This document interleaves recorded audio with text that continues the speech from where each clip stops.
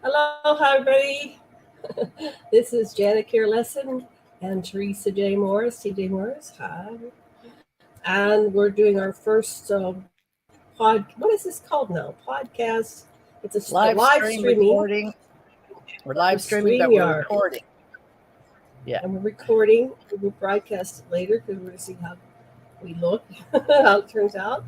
But we've been broadcasting. Theresa and I met in 1993 in Hawaii, on the island of Oahu, in Honolulu, and we were involved in a spiritual community there.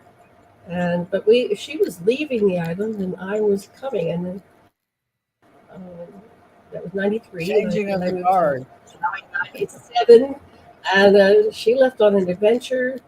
So, Theresa, where are you now? You're in Gulf Florida. Breeze. Gulf Breeze, Florida. Yeah, Panhandle. We're on Central Time, not Eastern.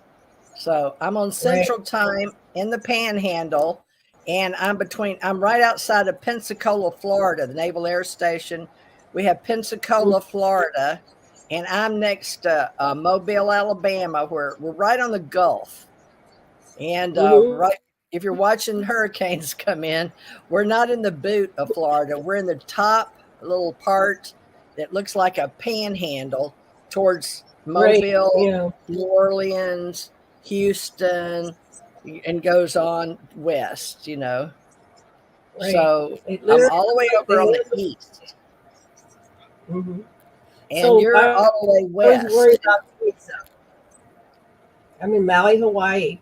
So when the hurricanes are coming, I was good. Theresa, it's heading for you. But they, in the past, you've been there, 5-6 years now? Yeah, since 2016. Yeah, I went up. We did the pyramid. Remember, you and I did help the pyramid conference and doing radio shows during 2016. So right after that, in March of 2016, with Marta in Chicago, then I came down here to help my daughter, and she's passed since. But I'm still here, and so I'm handling east, and you're handling west.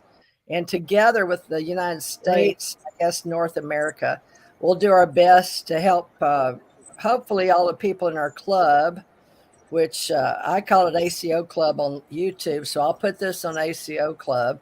And I've got Theresa J. Morris, and you've got Janet Carol Lessin on YouTube, so they can find it. Or how are we going to do that? Right now, let me explain that. I have Aquarian Radio because for 12 years we did radio, and we were just doing broadcasts, and then I worked for other people on different stations, and then so I have a history of our recordings that people interviewed us, we interviewed each other, we have over 1,000 recordings just on Aquarian Radio, and then TJ has, I don't know, on her different networks, but it's all on Aquarian Radio. I was going to change it to Aquarian Media, but I don't know how you change your YouTube name. So I might change it to Aquarian Media. But right now, this is going to go up on all my social networks. I don't want to do a lot of that stuff, so we're going to go into our topic.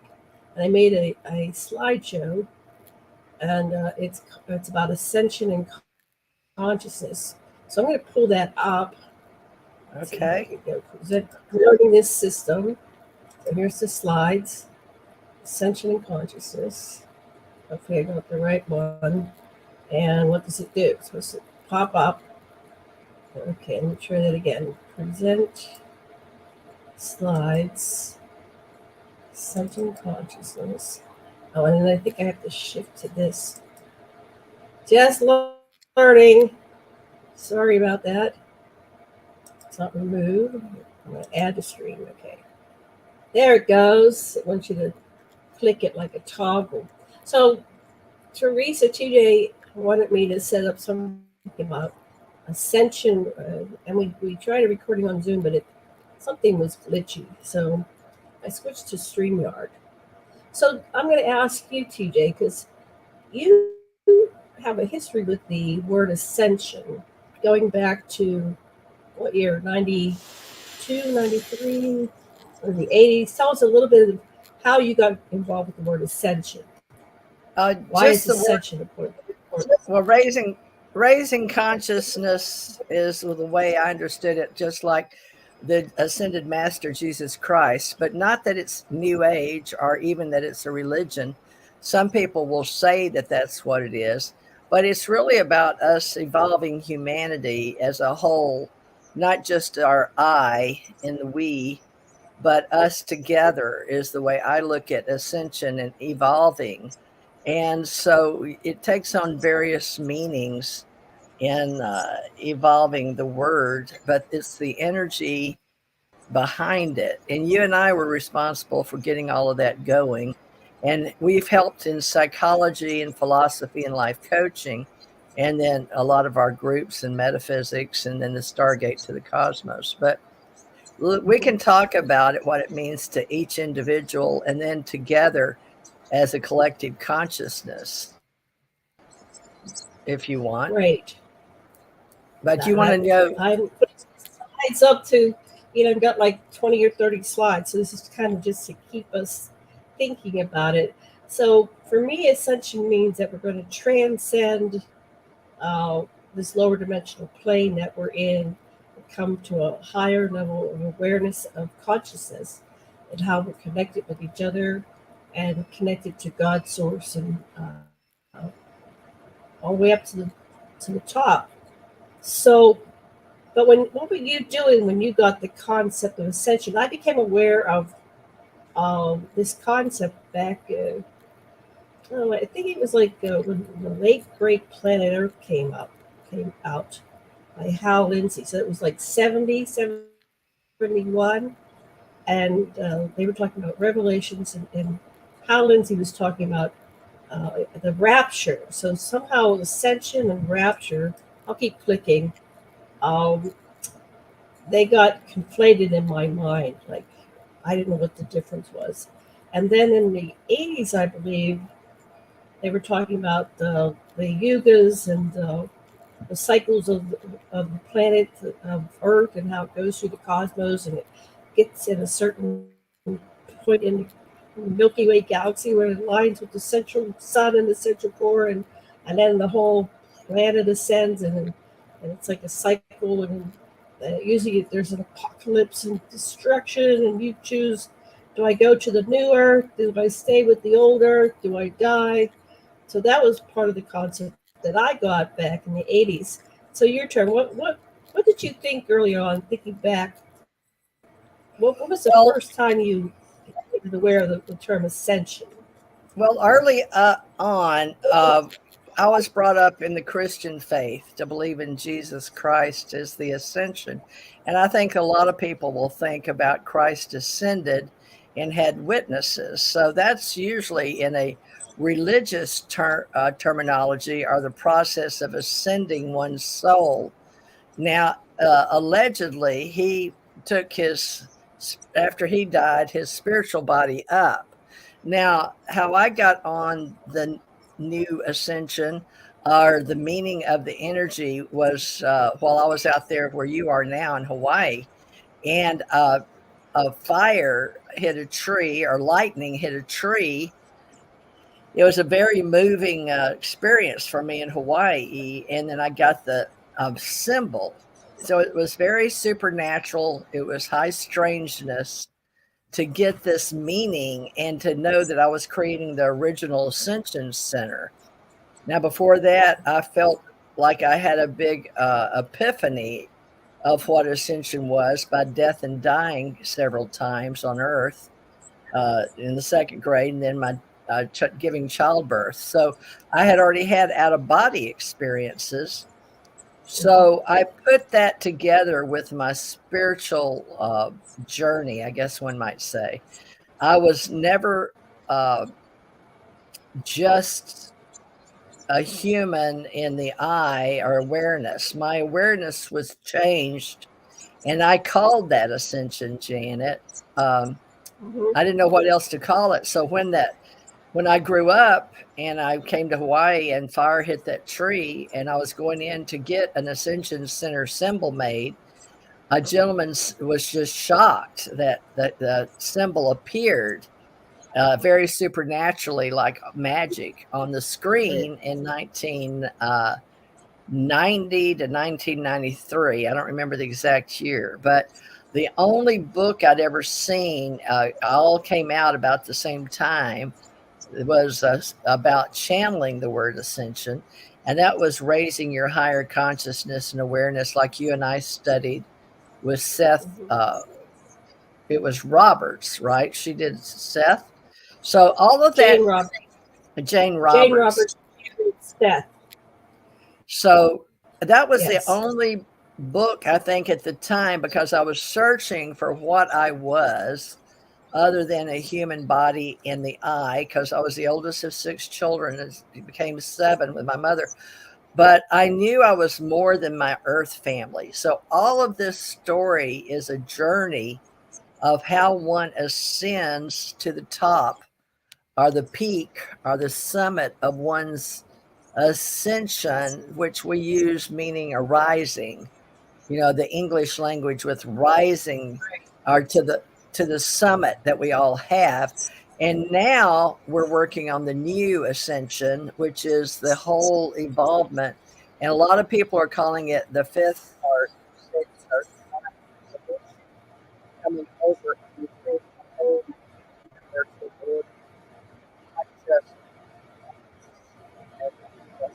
Somehow your sound is getting wonky. Let's try that. Okay. No, now you're back. So we were talking about Jesus. So I think one of the things that Jesus came to model for us was how we can ascend. Now it looks like in the images, people have been drawing this over the centuries. These are probably relatively new artist renditions of the ascension process. But he kind of looks 3-dimensional. But you talked about we don't know. Did he beam up like Scotty did with Star Trek? Did he? What was going on here? So we're left with these. It's interesting to see the images through the years. All these people, what were they thinking it looked like? Because nobody was there. And then they have this global rapture. Here's everybody going up at once, and that looks like a fun time. Whee! We're all flying. Well, some people do believe that. Yeah. Beyond the veil, that we'll all ascend in human form. Right. I tend to filter everything through ufology, and I go because I have my whole background is with extraterrestrials, having that experience of feeling like I was a stranger in a strange land. I came to this planet. This is not my origin. I don't belong here. Okay, well, I'm here now, so I better settle in and just be a human. And you and I both have the thing like, we're not really human, but we got to be human because we're here in this human form. And it changes over time. We had a different body when we were a child, and now I'm in 69, Theresa's in her early 70s. And so we're going through the human experience, and we see changes and aging. So is this all it is, or is there something beyond that? And will we take our consciousness with us? So, okay, so back to your story. So when you were, let's see, I lost track. What were you saying? Another slide besides the rapture? Yeah. Oh, there's another one. Here's more rapture. Yeah, it's interesting to Google the word rapture, and you get the Google images and see what comes up. So I'm just capturing. These are all on Google. All these artist renditions of the rapture. They're pretty. It's like my daughter believed that. She was Ginger, my daughter that passed. She believed that her body would rise up, which is odd, in human form in clothes. So there was something to her material belief. Even though she was my daughter, she wanted to be buried with her white clothes on, and thought that I guess she believed in this rapture. Some people may believe it. Each individual can believe what they want. Some people believe in reincarnation, and they want to be ashes to ashes. Or what do they call that when you get burned up? The old way in India, They burn you up. Oh, cremated, yeah. Cremated. Cremation. Yeah. I don't know. My They just sisters stack the bodies and burn them. I guess it's cremation. Yeah, In America, they put you in big cremation. ovens and burn you up and give the family the ashes. I had a friend that went to Bali. When she arrived there, they were having a cremation. So they take the body and they dance and they carry the body through the street, and then they go to this open area and they have the big flame and they set it on fire, and you're there and all the senses. I guess it smells. There's a stench to it. I don't know. I haven't been to one. Well, she was just describing how profound it was. Like, here's somebody that was alive, last week, and now or a couple days ago, and now everybody's gathered around and watch them burn up. So that's different cultures do different things. Our cremation is private. Yeah, my husband went to be a spiritual advisor to facilitate. A friend of ours had killed herself, and her husband was supposed to go down to the cremation, and he couldn't do it. Wow. And he was just like panic, and he was crying. He said, I can't go watch her get pushed in the oven. So my husband, who's a spiritual advisor, said, a teacher, he teaches consciousness and spirituality, he said, I'll go. So he didn't know what he was in for, but his name was Christoph, told them, Dr. Lessin's going to come down in my place. Anyway, so he went down there, and it was just like a funeral. They had dressed her, and they put makeup on her. She was really beautiful, and everybody's dressed up at the crematorium. And I guess they were surprised with only one person. They thought that everybody was going to come, and there was going to be this big goodbye. So he just started working with her and talking to her spirit, and he kind of did like the Tibetan rites of the dead. And he just improvised, and there was three. This is Hawaiian culture, so there were three Asian mixed mortuary people, crematorium people in their suits. And they were all dressed with their ties and everything. So anyway, so Christoph said, when they push her in the oven, say, go into the light, Jenna. Go into the light, Jenna. Go into the light. That's what he wanted to say. She wanted him to say that, and he couldn't watch her go into it. So we said, well, you made that agreement under duress because she was begging you to do that. It wasn't really what you wanted to do. So we're going to set you free. So he went down and did it. Anyway, so that could be part of the reality of what we in our culture think of ascension. In our reality, we all know that our body dies, and we're taught that. Most cultures are. So whether you decide to be buried or cremated in the USA, more and more, due to just the cost alone, people are just choosing to be cremated now. So reality is changing, and my parents, my mother had bought a place to be buried, and she paid thousands of dollars for that and the big headstone. Right. And yet at the end, she chose to be cremated, but her husband had died earlier. I have a stepfather and then my father, but my stepfather, so she wanted to be buried next to my stepfather, and she had her ashes poured. She was cremated and had my sisters pour most of her ashes. I have some of them still. So each child got some of her ashes. So I have some of her still here with me. So, but most of them were poured over her land. But, we in the new humanity, we need to discuss these things that we weren't taught that as a child in America, to talk about life and death and dying and ascension and what it meant, other than going to church and what it used to be hell and brimstone and sitting on a hard pew or getting on your knees and praying to God or some force outside of us.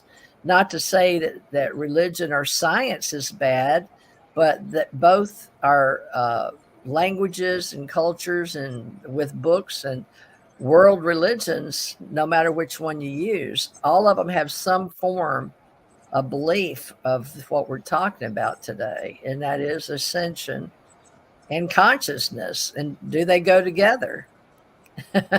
Are Well, we our memory?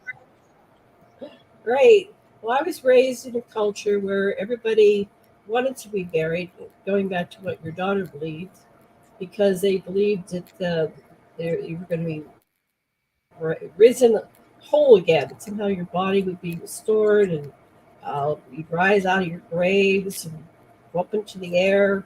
I don't know, somewhere this rapture concept came about, somewhere in the 50s or 60s. You should look it up. When did the rapture story begin? But anyway, that was the reason to be buried, and so it was a sin to get cremated for a long time. But I'm in a culture here in Hawaii. There's not enough room for graves. They just you don't see very. I live close to a very tiny Oriental cemetery, and you never see anybody getting buried. There's no room left in it. It's just full, and so there are a lot of graves around here. Oh, and there's a very ancient Hawaiian cemetery up in the jungle here behind me. You used to be able to see it. We would go hiking and say, "Oh, what is that?" Oh, They're not well taken care of anymore. It's cost a lot of money. A lot of people are dying that took care of them. With the culture is fading away. Do you have another slide we can go to? I'm still on transfiguration. Real quick. Yeah, this is a concept that I was taught. It's I think it's Matthew, Mark, and Luke, or Matthew, Mark, and John. Three out of the four of those main disciples. So they witnessed Jesus transfigured. They call it transfigured, and Moses and Enoch came down.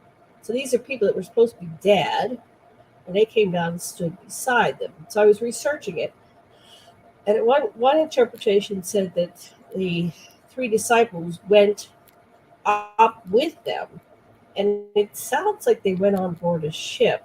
So a lot of this stuff might have been contact with extraterrestrials that they didn't know how to symbol or explain, so they made it magical, mystical, spiritual. But it's all how you view things. I tend to view things through that that extraterrestrial explanation. I was raised Christian. I quit my church when I was 13. I didn't like hypocrisy. See, now look how he's glowing. It's almost like the Star Trek thing, right? They disintegrate. There they are. Well, they have two witnesses. Now, you've got to remember there were two there when Christ ascended, and that's when after he literally ascended. Yeah, so this is different than the final ascension. This was a transfiguration on the mount, and that was not when he got crucified. No, he was still walking around. He just said, "Come up and see something with me." So he took three of the disciples, and they went up on the mountain, and they witnessed this. They called it the transfiguration. Anyway, so I thought that was a curiosity. We'll go past this.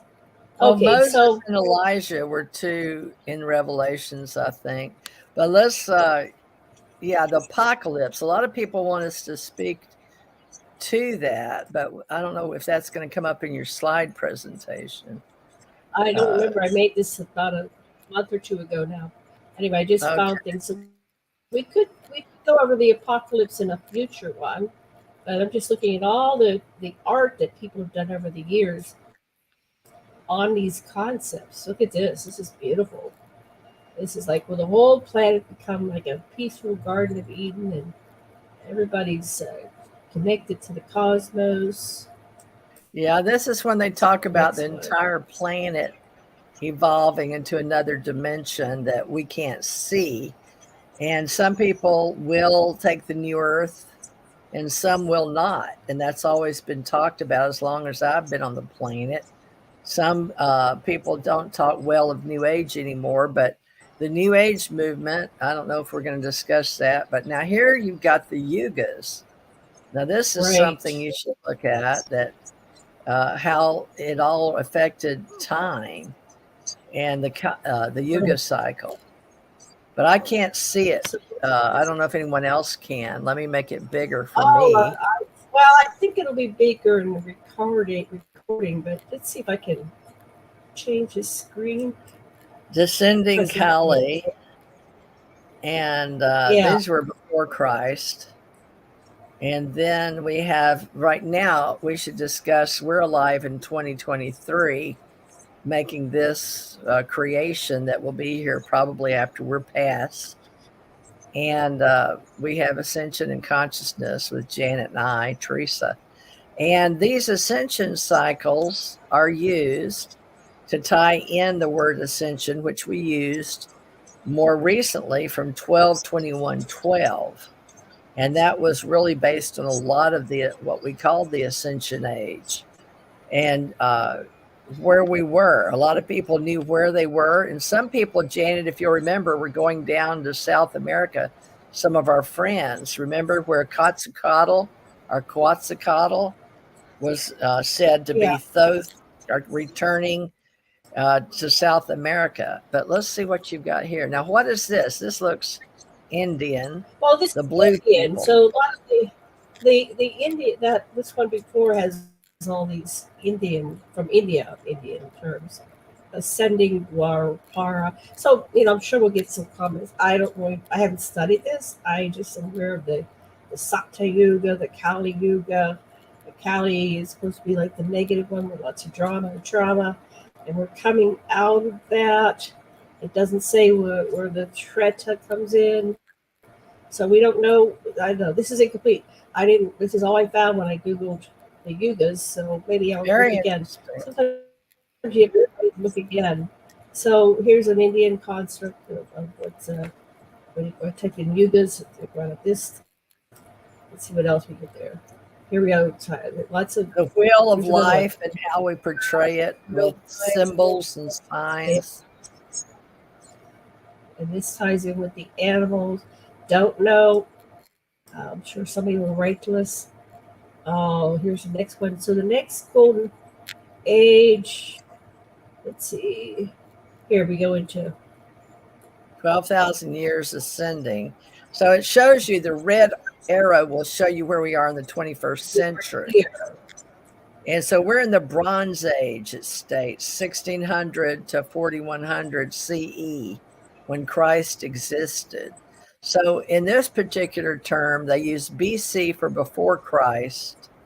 And then we are here where 1600 to 4100 Christ existed. So they put that in only a 2400 year cycle. Now some are 3600 and then some are 4800. But ours, they took the old Kali Yuga, and what you do is you take that and blend it with the 2400 on both sides. But that that's just the way they are. Yeah. Last Bronze Age. Who does this depict? Use these 12,000 year descending and ascending years. Grab this image, so I guess that's their origin. They call it holy science. Is that the gentleman that created this? In the top right corner of your... Yes, I researched this. I'm just pulling his image. I guess we have an assignment to find out more, but it was just... here's the start, the duration. Okay. So. This is the duration in Earth years, which we have 365 days, 0.26365 or something like that.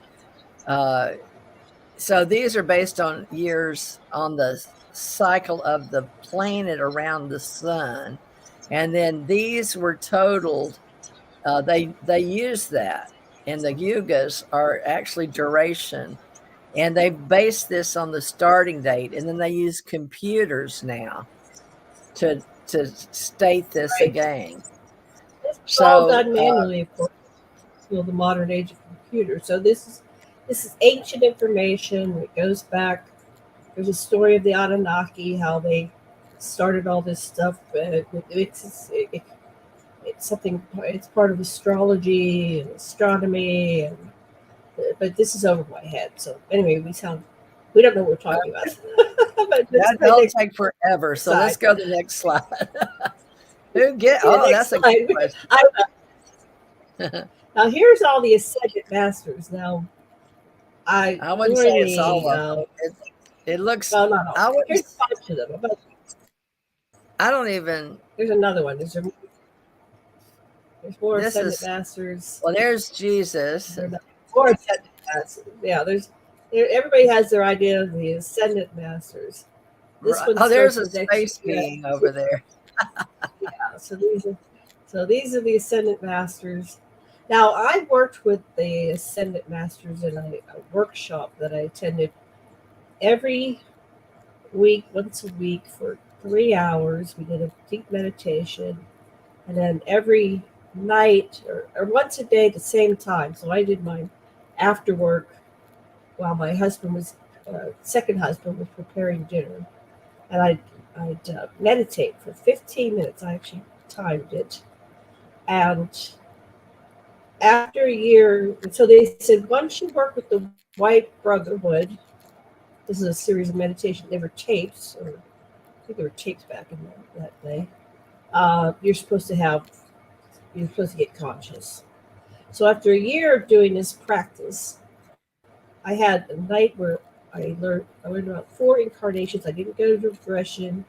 I wasn't doing anything. I was just sleeping. And all of a sudden, I got downloads of my past lives. I'm not going to go into that now, but what happened how did you get the awareness of the Ascendant Masters? What was going on in your life? Actually, I learned about them.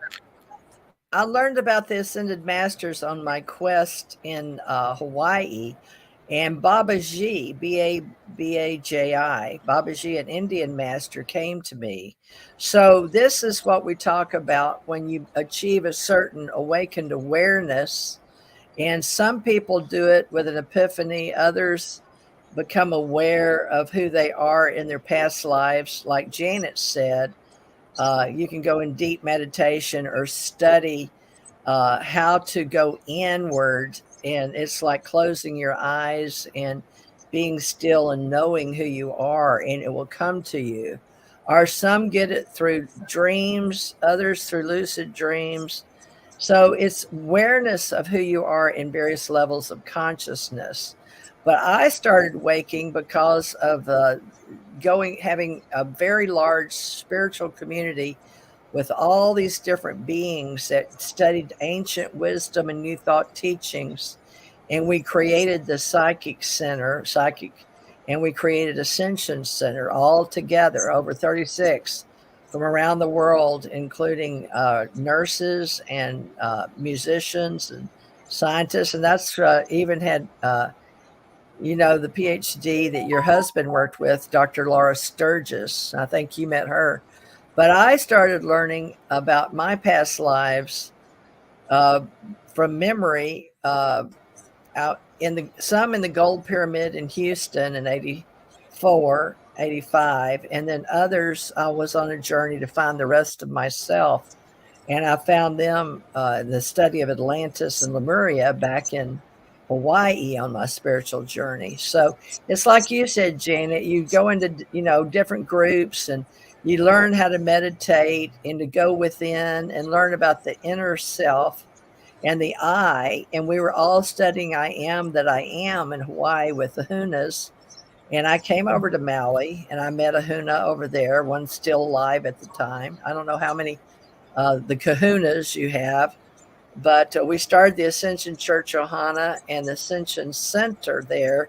And Janet's husband, I actually went to where she lives now and was shown around the property by Joan at the time. And she was in charge of the books and I guess the water and the house. And Janet became the caretaker of that place. But we had retreats back then, and Center we met at Dr. Laura Sturgis's office, Jean, and then I taught psychic classes there next to her office. And she had JJ Hurtak come, and then she had the Enoch a photo. So did you go see JJ Hurtak when he came? Were you still there when JJ Hurtak came?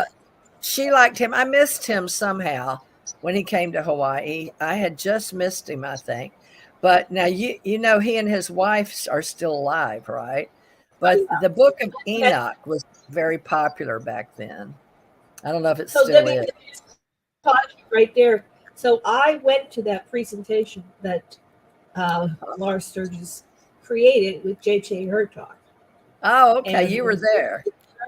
So that you left and I came and I got involved with your community that you were already involved with. Your spiritual center. We were both involved with the spiritual center. And then you, Theresa, you came to my house where I'm living now. You saw my house. Yeah. Before I did. And I didn't know I was going to live there eventually. Isn't that funny? See, that's how our lives are. It's like we were just I think we physically met at just a very maybe a month or two, right there in the end of '93. What year did you come? I worked at all the bookstores, and then in that shop where in the what did we call it? There was the Ward Center, and then Ala Moana. Yes. There was a couple of shops. They were just coming in. Upstairs, you could get psychic readings and tarot cards, and then you went upstairs, and there were like a couple rooms and a couple readers. Were you one of the readers? Yes.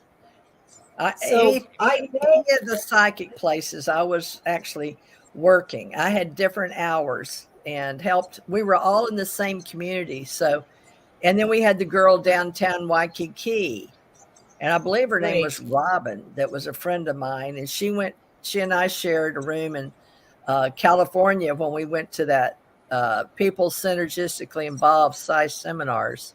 She and I shared, went all the way through the classes at Psi seminars, and you went to the first one to talk about Psi seminars, and we went ahead and completed it. I didn't want to go to California and climb up on top of that thing. I did. I went on the mountain. I jumped off. So those are part of this people's spiritual journey, you know, and we talk about the harmonic convergence you've got here, that global peace meditation. And most people know where they were during this August 16th to 17th. Now, folks, this was before we really had the internet. So this was a really big deal. And Janet's put this in here because we all thought of the harmonic convergence. All right. And then we went on to 11/11. That's when I became aware, because I was in Christian Pennsylvania. And in the early part of my life, I lived in Pittsburgh until 1989 when I moved to State College, where Penn State University is. So my first awareness of this spiritual global awakening was this harmonic convergence. I did not participate. I didn't know where it was. I still don't know where it was. Did they have this event in California? We didn't. We all talked about it in all the spiritual communities around the world. Sort of like Manny that lived with you, how he did it with the internet and got people all meditating together and raising consciousness. Well, we all did it like via, I guess you'd say, I don't know if you'd call it emails. It must have been something like that in 87 because I remember I had a I was there in 90. I was there at Penn State in 89 to 93, and nobody had heard of the internet yet. And I said, not to Windows 95. When Windows 95 became popular, when we actually got, HTML came out with Tim Berners-Lee, but before that, we were all working with the universities. That there's a whole history of how the internet got started. But the key to know here is that we can change the world, and we did this spiritual gathering of Christ consciousness and the harmonic convergence of global peace. And it's, you said, now, did you write this, the world's first synchronized? I copied this from the internet. I just blew it up so you could read it. So my husband calls this the harmonic virgins. Yes. He always makes the harmonic virgins instead of harmonic convergence. He makes it a joke. Anyway, and we talked about that song, Age of my Aquarius. husband was like, he was like a hippie involved with this community, but I wasn't aware of this until I got my first internet account in I'd say it was 1991 or 2. And I started working at Penn State University computer department, and I got put into the lab where all the students came and took their tests. So they started having computerized tests so they could, calculate and grade them faster. And they said, well, they said there's an internet account. What's the internet? What do you mean internet? What is that? Oh, I'll give you an account. So my boss got me an account. They gave it to very few people. Not everybody could get it. Most of the staff didn't have it. And some of the students that were in like computer science, they had it. And I sat down and logged on, and I was instantly addicted. I packed lunches. I never went out for lunch anymore. I just stayed in, and I fell into it. I fell into this, and I went, because when I was a kid in the 60s, I started computer school. And since I'm an ET contact, and I'd seen all this advanced technology when I'm in space or on other planets, and I'd come back to my Earth reality. I went to computer school in like 8th or 9th grade, and I go, oh, this is disgusting. It's so slow. It's so primitive. It's so archaic. I can't do this.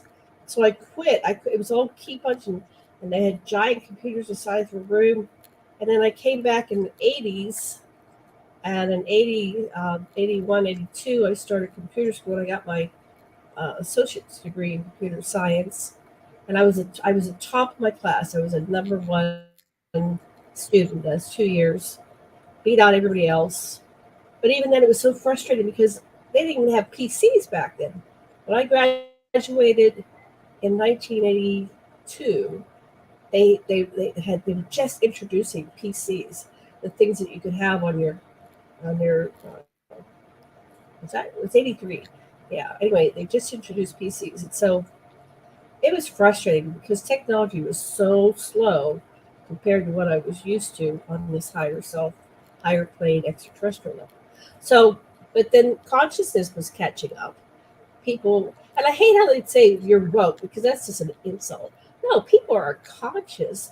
They become aware of our connection with each other, our souls, and how we're really one at the highest level, and how we have a butterfly effect, and we affect everybody for what we do, and we have to adjust what we think and say and feel, and constantly shift to connection and love and divine love and source. Otherwise, we're going to end up with the eve of destruction, which is another paradigm they were pushing on us back in the 60s with that movie, The Eve of Destruction. It's like, yeah, we've got to adjust ourselves and wake up and become conscious, not just woke, but conscious, and become enlightened. So anyway, so this was like a critical event, and I'll pass the baton back to you. Let's see where this goes to. Anyway, this is an astrological explanation of what happens in harmonic convergence, something to do with the planets. Back to that Yuga, the Satya Yugas, all that stuff, which is, I don't know. Other people understand it, but I go, okay. So the next series of slides, and we're 44 minutes into it. There's another, we can go into consciousness if you want to stay on for an hour. But is there anything else you want to say about this is like the beginning of this It was consciousness the movement. fact that we could all take the I's in the ego id. And, Carl Jung was very popular and still is, I'm sure. But we studied that. In psychology, there were many more psychologists, but it was an awakening to find our inner consciousness and meditating as individuals, but also realizing that we wanted to save the environment and save trees and save whales and, be one with global peace. And this was just a very important time in our lives to learn how to do this. The internet was coming and we felt it, but we didn't know what it was in a reality of, we called it the Akashic field and the veil. So the harmonic convergence, in a way, was symbolizing everything that we knew globally about the cosmos. So the convergence of the multidimensional reality was part of our conscious and unconscious competing, because back then we just thought about beta, alpha, theta, delta, gamma. We didn't think about sigma and Tau, or Tau, T-A-U, and the sixth sense. Remember the sixth sense. So all that is about the beauty of discovering what this says, the focus on higher dimensions for bliss and divinity, that to get to your inner core, it was physician, know thyself, was the human physical reality that we come here with the senses to teach us here on this planet. And so we were just recognizing that we are more than our mind, body, spirit. But we started with all these magazines, spirituality, wellness, mind, body, spirit. You remember Janet, and we started doing all these events. At the same time, we had the big motivation come through with all the great teachers, Ram Dass and Wayne Dyer. I followed Wayne Dyer, and the motivational people of all types, and all the Think and Grow Rich, and all the books started coming for improving ourselves. But we also, in the spiritual realm, started learning about all the channeling books, and we combined it with people like Sylvia Brown and Dolores Cannon from the Navy, teaching us how to talk about past lives. So all of that was part of our consciousness. You remember that when we started realizing? Remember Osho, Bhagwan Sri Rajneesh? When you're single-minded, you're one-dimensional. This was all about raising focused awareness that we're more than our mind. And so we were learning to separate awareness. And when you and I were in Spiritual World Network there in Hawaii, we were teaching conscious, subconscious, and superconscious, and how important it was, which you saw the movie Sixth Sense. And then we claim we can see dead people or spirits. And you remember Michael Jackson came to you. So a lot of this was about knowing you could be more than your human conscious body. So you want to talk a little about that? Because it's not concentration, but it's a vision of other beings, but they're outside. Are they their memories? But they're outside their body. So that's what we were learning to connect to, right? Is past lives. A whole nother story. What are goes? Where do we go when we die? That's another whole. We can do a PowerPoint on that too. So when you see this as your mind stops, when this one, I don't know. Osho said meditation makes the mind to stop. Meditation. I meditate all the time. I think it's just like we go unconscious all the time. So we're in this other mode where we're getting outside of this three-dimensional reality. We're connecting with information outside of our bodies, our self-encapsulated self-sense. And so we're moving this, that we're this meat skin, and we're going to who are we as eternal beings. So people use different, the Beatles went and studied with the yogis in India, and they were seeking it, and they were incorporating it into their music, and They were using entheogens, psychedelics, not the lower level drugs, but entheogens, which mean going towards source, or whether, having these unity consciousness experiences. So anyway, there's all kinds of ways of doing becoming conscious. So Osho, we're all in our own little narrow-minded tunnel visions while we're alive, right? And so the key is to expand and go beyond yourself. But here's Osho, and he had a short window of life, right? But what do we get? We get we get about 50 to 100 years. We don't get killed before we're 50. Very few of us live over 100. And we're here with this little tiny window to figure out what is existence, what is life even? What does it mean to be alive? What does it mean when we die? And that's all part of getting conscious. So Osho had a huge network of tantra people. And when I first moved into this house in 1997, we get these sannyasis. No, what were they called? Sannyasis, yeah. They were the disciples of Osho. I didn't go to India. I didn't go study all this stuff. But apparently people that studied with Osho, or the organization that continued after he passed, they would go to the guru, and the guru would give them a spiritual name. Yes. So we'd come and go, my name is Saraswati. And they go, oh, nice to meet you, Saraswati. So they're given names of gods and goddesses. And they adapt them, and they become their name. They they go around the planet. So that was a time of people trying to awaken through this spirituality movement. So let's see, how do we become conscious? So well, I always this have is a programming and reprogramming. Yeah. One of the ways of consciousness is deprogramming and reprogramming. So we have our issues, we have our wounds. Everybody comes in and we get some kind of wound, even if we're not wounded. If we're not wounded, we're wounded because we don't understand what it's like for other people to have wounds, right? So we're in judgment and projection. We had a conversation the other day. We're talking about something, and I get into advice. And well, TJ, I could see what you do and don't do, what's right or wrong, because you're my perfect mirror. Because I do the same thing, but I can't see myself because I'm being myself. So when I look at you, I go, so excuse me if I talk about you, but it's really not about me. But here's what I see. You and my sister training me to be a better person, a better teacher. It's really about when your sister or when I are like trying to make a better TJ, we're actually trying to make a better self.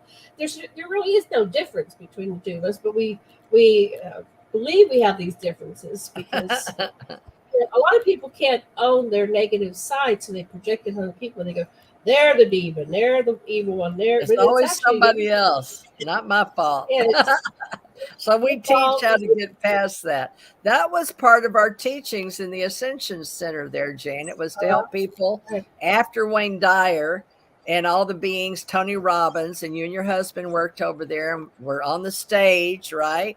And I met Deepak Chopra in Texas and a book signing. We both, we're both authors, but Deepak Chopra a little more popular than me. But you know what I'm saying? We were writing books, we were talking to people, we were helping people, motivational speaking, life coaching. But the thing was, we had a core spiritual community. And that's what I miss now with you in Hawaii and me in Florida, and is being interactive. So, the ladies that are coming to me for readings, they want to be interactive. And so we've got to put something together here, Jane, that will hold, and help. So maybe these little open source, little conscious novels of our own spiritual journey will help some of these ladies. They're on their own spiritual quest, and they want to know where they're at on their journey. Right. This is good. I had kind of contracted and gone inward since COVID and wasn't getting out there, and made some attempts to do some things online. A lot of people have gone online with that's why I'm opening up the Streamyard, and focusing on consciousness and compassion and higher awareness, because everything's so dark right now. But what you were saying is, what can we do? So I'm looking at how do we get past all this negativity and separation, our programs and reprogramming. And so you do your work on yourself. That's where it comes to. When you find yourself being triggered by somebody, it's not really about them. It's, oh, that's a piece of work I need to do myself. So become aware that you need to do your own deprogramming. And what you do is when you deprogram, you somehow access it, acknowledge it, become aware of it, express it, analyze it, guard it. And then, okay, so how would you do that differently? What else do you want to do? So you did all this negative stuff and you wallowed in self-doubt and criticism and projection and judgment for 50 years. Now what do you want to do different with your life? Especially like when you're our age, at 69, it's like, okay, done all that stuff. And looking back at this 69 orbits around the Earth, and starting at the youngest, and here I am. Am I going to die? 71 orbits, and yeah, you just had a birthday, so happy birthday yesterday. Yeah. So yes, reflect on what the journey has been. And am I going to die in 5 or 10 years? I mean, now you're 69 years young. So, but you know what they're doing? They have. Let me just add this. So this will adjust your consciousness and how you think and how you get conscious. Is we may be the generation that doesn't die. If they figure out this extreme longevity and physical immortality, which the Anunnaki were millions of years, we have stories of them coming here 450,000 years ago, but they weren't babies when they came here 450,000 years. They might have been a million years old already, or hundreds of thousands of years. So we have the potential, because their DNA is our DNA, and that's not the only extraterrestrial species that have interjected their DNA into this Homo sapiens sapiens. So we have this potential. So what's blocking it? Well, DNA is like programming of a computer. It's on, off, on, off. So at some point, the geneticists that were, hybridizing us with other species decided to turn off our longevity. And so what was the purpose of that? Well, when we go in and out of consciousness, we go in and out of lifetimes, we live, die, we kill, we're being killed, we have all these experiences we have. And so we have more experiences as we go in and out of consciousness than if we have this one long lifetime where we kind of get, trapped into a certain ideology. So how much progress does an Anunnaki have with a 500,000 year life expectancy compared to a soul that goes in and out of what incarnation? So in some level, while we don't have the conscious memory of all of our incarnation, we're gathering the experiences and the lessons from going in and out of consciousness. So it's like we're in a virtual reality. Well, that's why we use the veil. Yeah, the veil, right. We use the veil so we would not remember all our past lives, because we still have our senses here, and we were still co-creators together of the original source that many people say was the original light or vibration or sound, or just, 99.9 some odd, we're all helium, right? So we have certain carbon-based units. We're all basically the same. And that's the part, it doesn't matter what your eye color, your hair color, your skin color, how much, we have in our brains. Most every one of us, unless we have some disability, excluding those, are helping those and including them. The trick on this reality is compassion and consciousness, which you have here, but is to recognize we all come there from the original source, are in the beginning, the original mother and father, because we have a soul. So that's what the Ascension consciousness truly, if you get down to the basis of what my story was in this extraterrestrial part of me, was that we have a soul. That is the memory that goes from one life to the other. and that encases our database, or that which travels with us. And me, having died and come back and died and come back and died and come back, wanted to know, why do I keep coming back in this body, in this reality? And that's how I became a psychic medium. Otherwise, I never would have met you. Without the psychic, you were seeking out a higher consciousness and the metaphysical world and the spiritual world, which you found. And the psychic network and the Ascension Center is what your spiritual center became, because he was leaving Hawaii. You're still there, and I'm in Florida, and we're going to combine that across the ocean with you in Hawaii and me on the Gulf Coast. But we are stepping up again to be interactive, so we can solve, like you said, make ourselves better. Physician, heal thyself, and still handle the supernatural. And that we still don't know, because we all don't know everything, and we're all in separate. You want to talk? See, do you have one up here on the fractals? Higher dimension. No, that's like in the future one. Send me. See what I'm doing here? It's just a simple white background. I get a picture, write something. So these are wonderful. All these little things are out there. We Google consciousness, comes up all these sayings with the masters, and we can look at that. The key to growth. So this was okay. This one, no problem can be solved from the same level of consciousness that created. So I'm into solutions. A lot of people right now are into demonization, projection, rejection. You know, you're not me because you're black, white, yellow, pink, orange, purple. It's like, whoa, that's the division. We need to solve problems. So what can we do is we got to get out of the box. The box is, we are different races. We're different. We're not the same. It's a polarity, right? We're in a polarity, self and not self. We're in this continuum. So come into it from a different viewpoint and use a different level of consciousness. And you can. That's what people want. Right. We've got to solve problems. Everybody has problems. Look at poor Turkey today. They have 7,000 dead and counting. And in Turkey and that whole area, massive earthquakes. 2 earthquakes side back to back. They're digging out. They have whole city blocks. And, I saw a 2,000-year-old castle.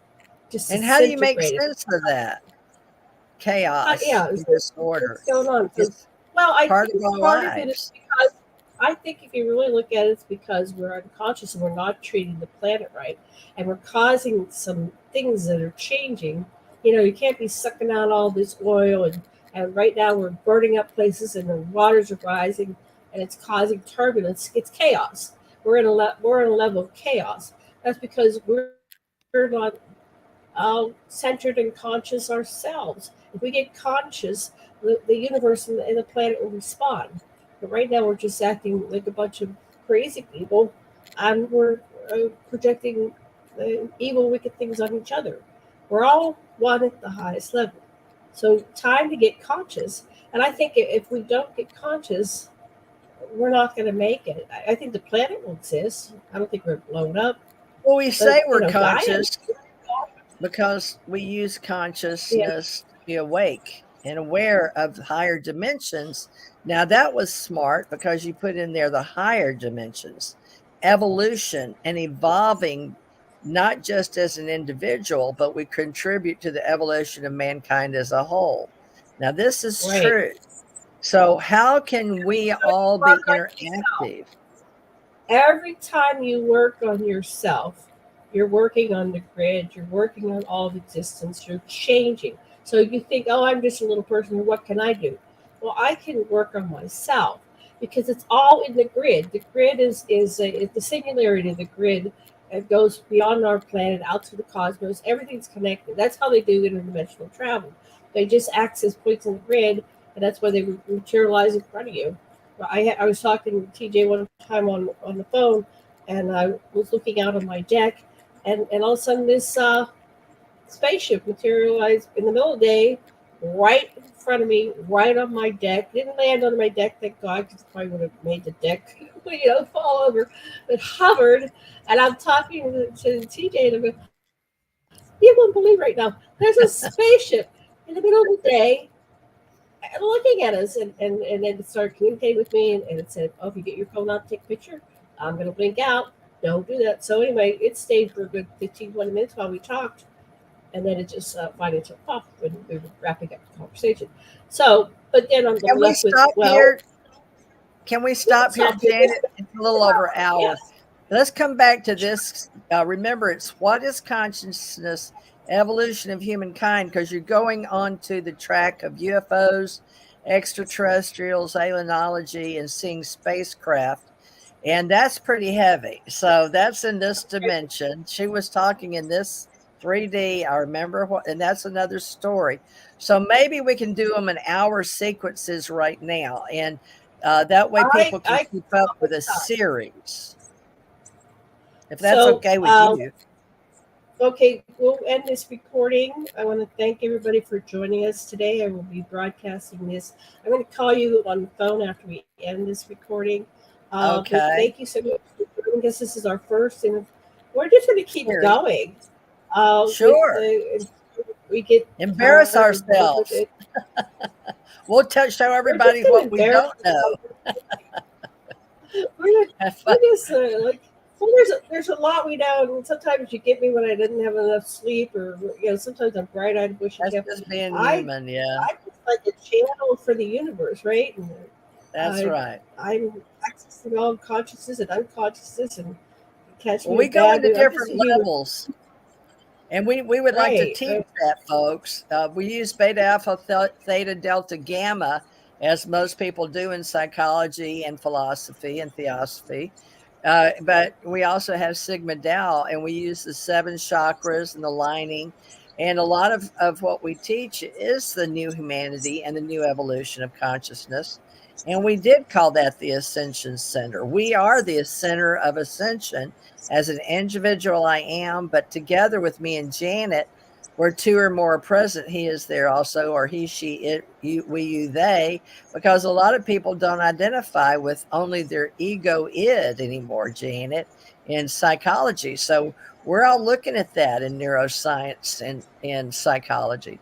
But we can't teach everything at once. It gets all the words and the symbols. But I would love to talk to you more. We're going to unpack this every week, and so we will do this. So I'm going to end the recording. So thank you everybody for joining us. Bye. Thank you. And we'll see you, I don't know, next week. Yeah, weekly for an hour, about an hour, hour and 5 minutes, something like that. Good. That's fine. Okay. Thank you, Janet. Thank you.